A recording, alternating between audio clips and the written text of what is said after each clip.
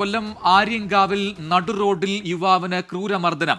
ആര്യങ്കാവ് സ്വദേശിയും പിക്കപ്പ് ഡ്രൈവറുമായ ഷിബുവിനാണ് മർദ്ദനമേറ്റത്. റോഡ് സൈഡിൽ നിന്നവരുടെ ദേഹത്ത് ചെളിവെള്ളം തെറിപ്പിച്ചു എന്നാരോപിച്ചായിരുന്നു മർദ്ദനം. ടൂ വീലറിൽ പിന്തുടർന്നെത്തിയ യുവാക്കൾ വാഹനം തടഞ്ഞു നിർത്തി അസഭ്യം പറയുകയും മർദ്ദിക്കുകയുമായിരുന്നു. മർദ്ദനത്തിൽ ഷിബുവിന്റെ ചെവിക്കും താടിയിലിനും പരിക്കേറ്റു. ഷിബുവിന്റെ പരാതിയിൽ തെന്മല പോലീസ് കേസെടുത്തു. ആക്രമണത്തിന്റെ ദൃശ്യങ്ങൾ 24-ന് ലഭിച്ചു.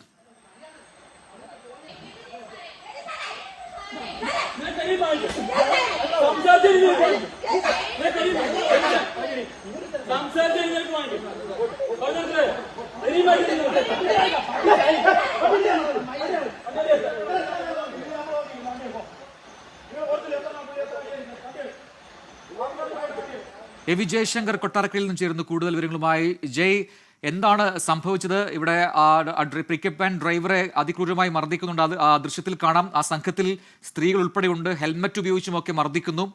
ഇത്രമാത്രം മർദ്ദിക്കാൻ ഇടയായ കാരണം എന്താണ്?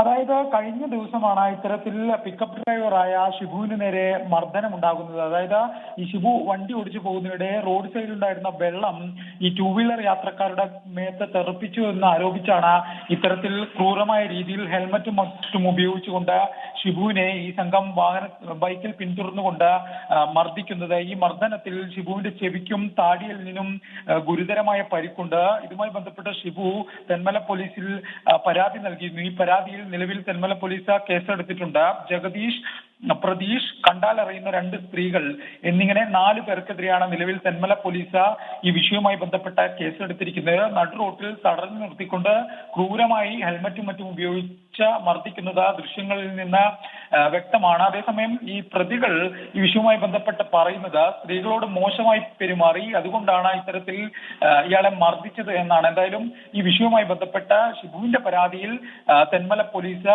ഇവർക്കെതിരെ 4 പേർക്കെതിരെ നിലവിൽ കേസെടുത്തിട്ടുണ്ട്. ശരി, എ വി ജയശങ്കറാണ് വിശദാംശങ്ങൾ നൽകിയത് കൊട്ടാരക്കരയിൽ നിന്നും.